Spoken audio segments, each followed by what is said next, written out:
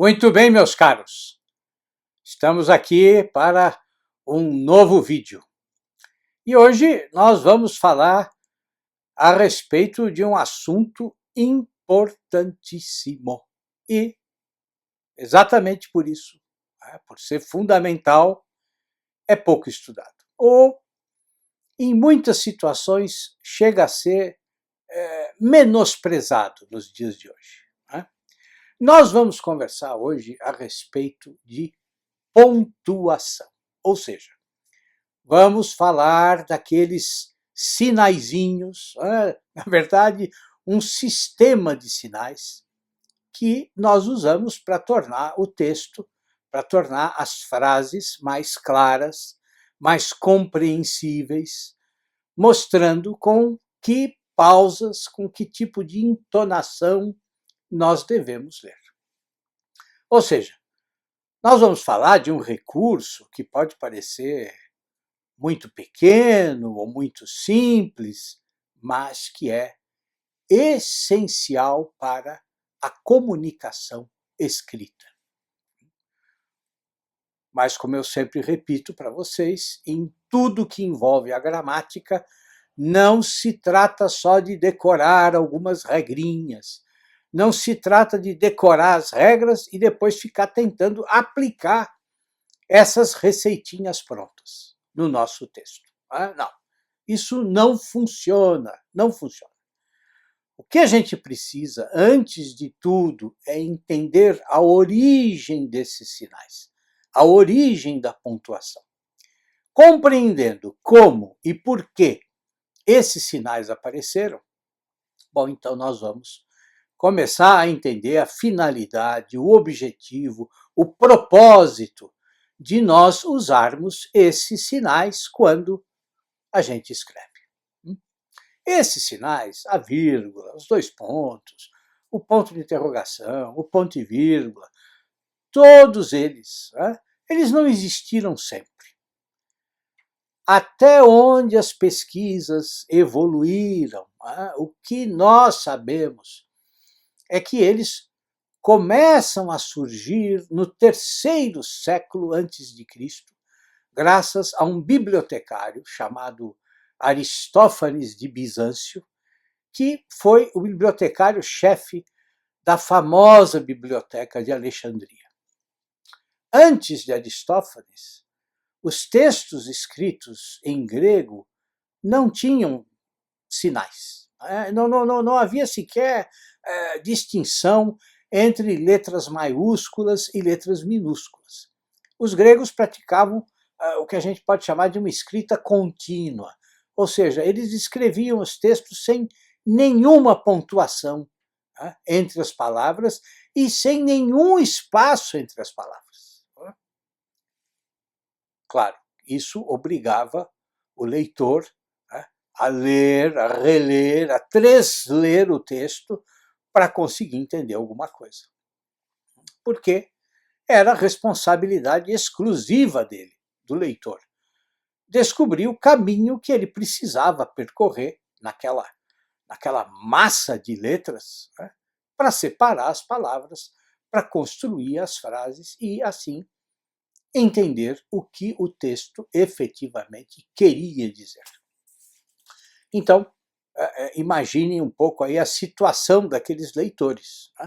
Imaginem as dificuldades que eles enfrentavam. E quantas vezes eles precisavam se debruçar sobre o mesmo texto até conseguir finalmente entender. O único sinal que existia nos textos era a colocação de uma linha horizontal antes do início de um novo tópico, para avisar o leitor que o autor estava ali mudando de assunto. Bom, o Aristófanes, que era um profundo conhecedor de literatura, e dizem que ele tinha uma memória prodigiosa. Bom, ele vem e introduz a divisão dos textos em linhas separadas, dos poemas. E também começa a colocar espaços entre as letras, e entre as palavras, entre as sentenças, e cria um sistema de pontos. Os pontos eram colocados em alturas diferentes entre as palavras. Um ponto colocado na parte inferior da linha, por exemplo, indicava uma pausa breve, como se fosse uma vírgula. No meio da linha, uma pausa um pouco maior. No alto, uma pausa equivalente à pausa do nosso ponto final. Bom, o objetivo dele era permitir que o leitor soubesse quando ele deveria parar a leitura e também por quanto tempo, ou seja, que o leitor soubesse a duração da pausa, de maneira que o texto fosse compreendido com maior facilidade.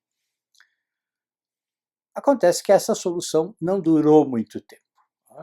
Com o avanço do Império Romano, esse sistema de pontuação foi esquecido.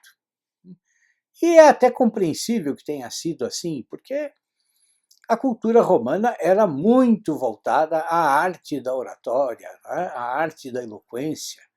Ou seja, era o orador, na tribuna do Senado ou diante do povo, era o orador que devia dar às frases a entonação que ele achava mais adequada. O que também acontecia na Grécia.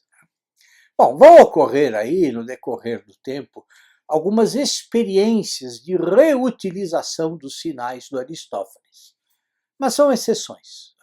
Os pontos que ele inventou só foram ressuscitados mesmo pelo cristianismo.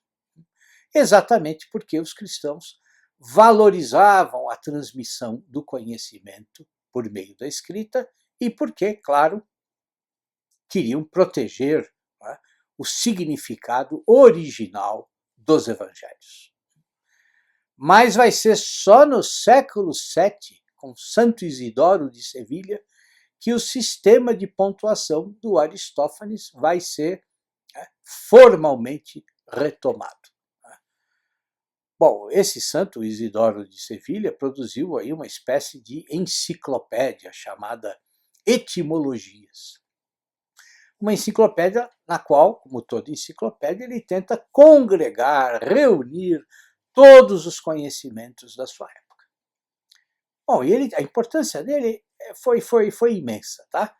Mas assim, se a gente começar a falar sobre esse cara, nós vamos ficar aqui umas 6 horas conversando. Mas vale a pena pesquisar um pouco a vida desse santo. Um outro fator que influenciou profundamente a pontuação foi a música. Ou melhor, foi a forma como as modulações da voz eram marcadas no canto gregoriano.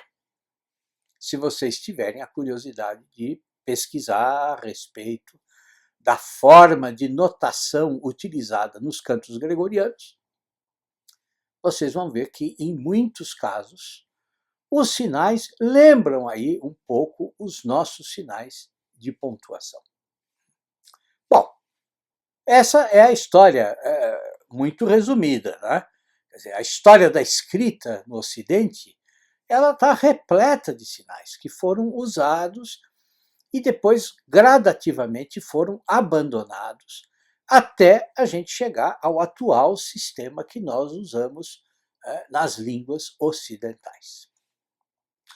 Um estudo interessante é conhecer, por exemplo, a evolução desses sinais, ou conhecer os sinais usados pelos antigos monges copistas, sempre com a finalidade de facilitar a leitura, de tornar o texto tão expressivo quanto a fala.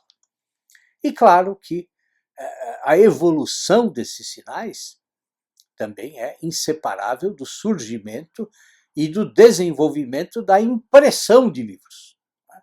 Quer dizer, a prensa de tipos móveis, inventada pelo Gutenberg no século XV, mudou tudo. E como que começou a dar uma forma universal para os sinais de pontuação.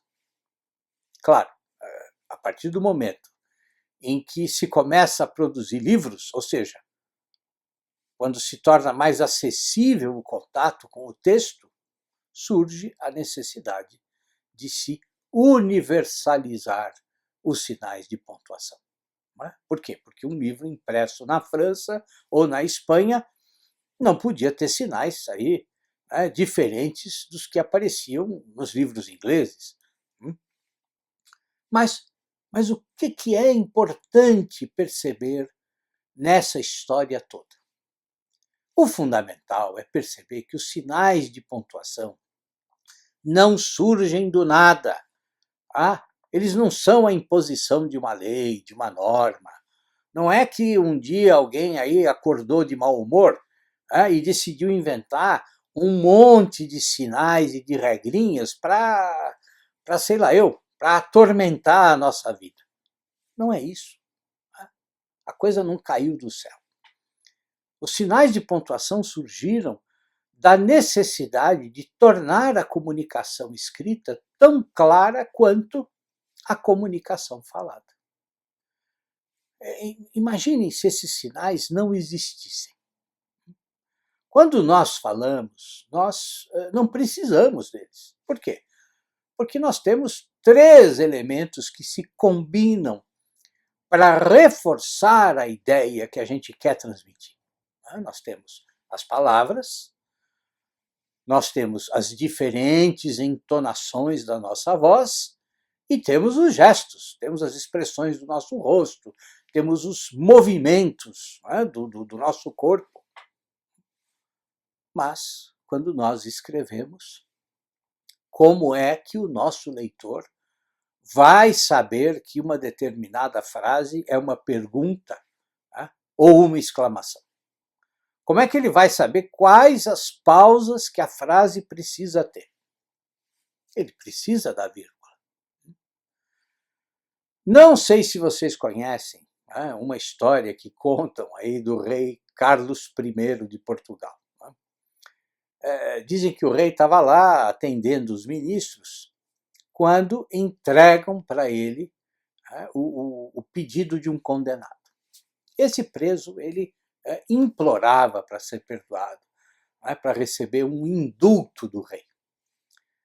Mas acontece que, na margem do pedido, o ministro da Justiça da época escreveu assim: perdão impossível, vírgula, que ele cumpra a pena. Bom, o rei leu com atenção o pedido e, mostrando que ele conhecia o poder dos sinais de pontuação, riscou a vírgula da observação do ministro e colocou a vírgula em outro lugar. E deixou a frase do ministro assim: perdão, vírgula, impossível que ele cumpra a pena. E logo abaixo escreveu: concedo o indulto. Soltem o preso.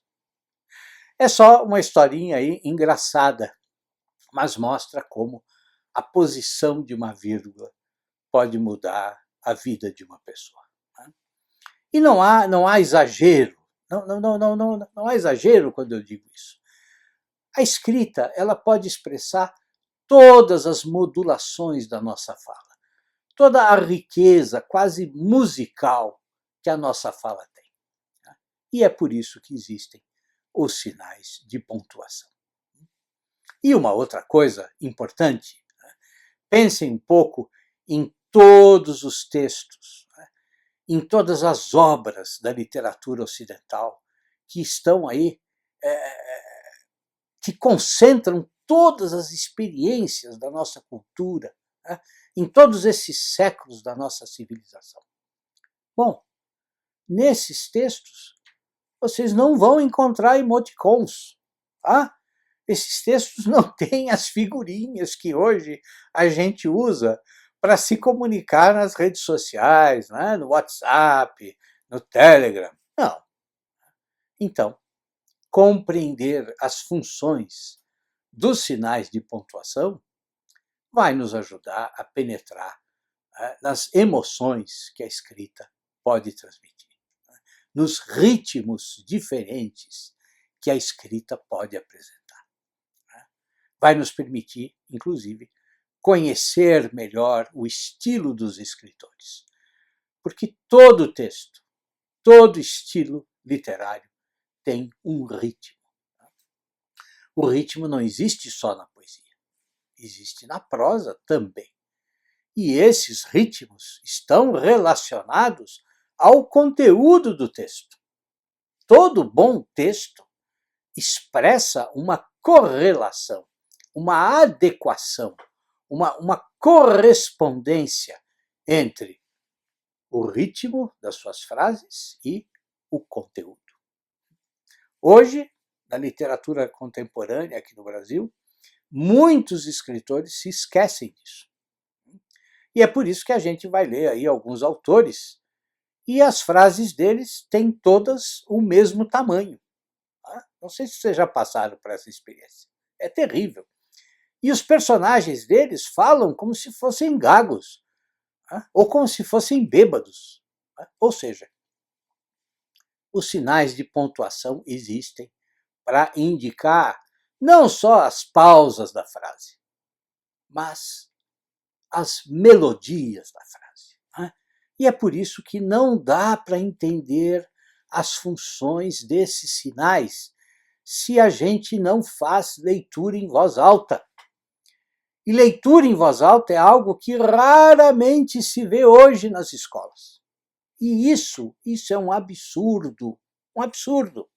Quer dizer, como é que você vai conhecer todas as possibilidades melódicas, todas as possibilidades expressivas da nossa língua? Como é que você vai aprender a prestar atenção em todas as nuances que as frases podem ter? Como é que você vai aprender a usar uma vírgula, um ponto e vírgula, se você não faz exercícios de leitura em voz alta? É impossível, é simplesmente impossível.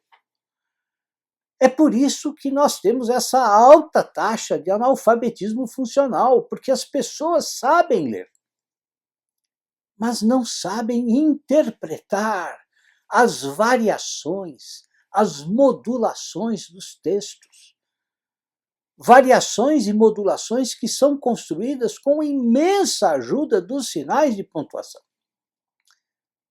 Variações e modulações que mostram para nós qual é a intenção do autor, o que é que ele deseja transmitir para nós. Ou seja, sem leitura em voz alta, você tem grande chance de só conseguir fazer uma leitura mecânica dos textos. Bom, mas como é que você pode aprender o que a escola não te ensinou? Como é que você pode se tornar um bom leitor? Duas coisas importantes, dois caminhos. Primeiro, antes de tudo, você precisa começar a ler em voz alta. Eu sei que é difícil, mas hoje, com a internet, nada é difícil para quem está realmente disposto a aprender. Eu proponho que vocês façam um exercício. Vão no canal do Roberto Mallet, aqui no YouTube, e eu vou deixar o link do canal aqui na descrição do vídeo, e encontrem lá as leituras que ele faz de algumas crônicas do Nelson Rodrigues. Ele faz leituras de um monte de autores. Não precisa ser necessariamente o Nelson. Mas aqui o Nelson é extremamente expressivo. O Nelson tem um texto emotivo, um texto repleto de modulações, de tons diferentes. E sabia pontuar, sabia escrever muito bem. O que vocês vão fazer? Bom, primeiro, vocês precisam ter o texto do Nelson na mão. Vocês começam lendo o texto em silêncio, com calma, sem pressa, tentando entender o que o texto diz. Depois, vocês leem o mesmo texto em voz alta. E depois, na terceira parte do exercício, vocês vão ler acompanhando a gravação do Mallet. E o que vai acontecer? Vocês vão começar a descobrir a variedade de emoções que o texto pode transmitir. Mas não é só isso. Vocês vão começar a relacionar os sinais de pontuação a essas emoções. Ou seja, vocês vão começar a descobrir quais as funções dos sinais de pontuação. Para que eles realmente servem. E isso eu garanto para vocês. Isso não se aprende lendo uma gramática. E se vocês se sentem analfabetos funcionais, bom, esse exercício vai dar mais segurança, né, para vocês. Bom, mas claro que não é para fazer só uma vez, né? Precisa fazer várias vezes, precisa fazer seguidas vezes, 1, 2, 3 vezes por semana, até você se sentir seguro. Mas vejam, agora vem a segunda coisa importante, o segundo caminho. Vocês não podem parar aí. É preciso treinar. É preciso conhecer todos os diferentes modos de usar uma vírgula, um ponto e vírgula, os 2 pontos. Ou seja, é preciso conhecer diferentes contextos em que esses sinais podem ser usados. Né? E é preciso, claro, exercitar o uso dos sinais de pontuação. E este livro aqui vai ajudar vocês. Tá? Como pontuar em português, do Joel João da Silva, publicado pela editora Martins Fontes. É um manual conciso, objetivo, sem invencionices e que trata a língua portuguesa com o carinho que ela merece. E o melhor, não fica teorizando sobre o assunto, não fica com muita conversa mole. Tá? Vai direto ao ponto, explica, dá bons exemplos e depois, o que é ótimo, metade do livro são exercícios para você treinar. Tá? Este livro está com 25% de desconto na minha livraria e eu vou deixar também o link aqui na descrição do vídeo. Se vocês seguirem por esses 2 caminhos, a pontuação vai deixar de ser uma dificuldade. E mais, vocês vão escrever melhor. Os textos vão ficar mais expressivos, porque os sinais de pontuação contribuem exatamente para imprimir no texto a ênfase, a coerência, as emoções e uma série de outros efeitos. Seguindo por esses 2 caminhos, vocês vão descobrir como a vida está lá, pulsando, vibrando em cada sinal de pontuação. Vocês vão descobrir o mundo de sutilezas que um texto pode expressar. É isso, meus caros. Coragem para a luta! E tudo de bom para vocês.